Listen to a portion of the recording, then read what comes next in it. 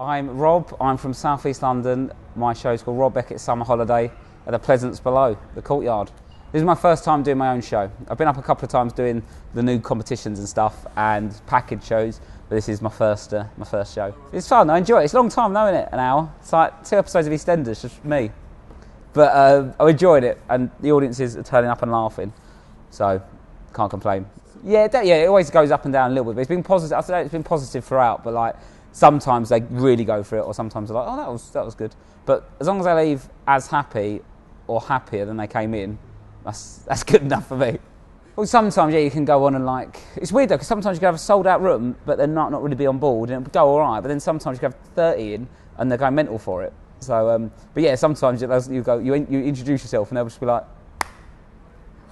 you're like, oh god. And then sometimes you get them on board, but sometimes you feel like, why have you come out? Because you're sitting there going, yeah. Well, it's not.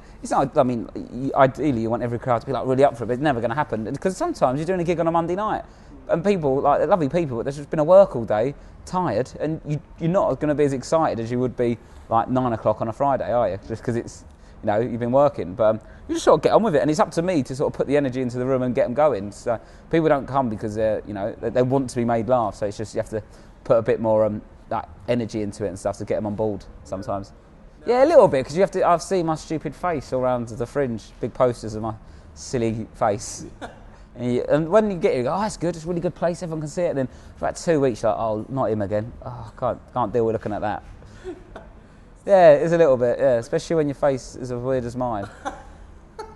Stupid mouth. Stupid mouth. I've still not grown into my teeth. Everyone told me I'll grow into them when I was older, but I've had these size teeth since I was 6. Just 2 at the front. I've got called like Tombstone Kid. And yeah, still growing into them.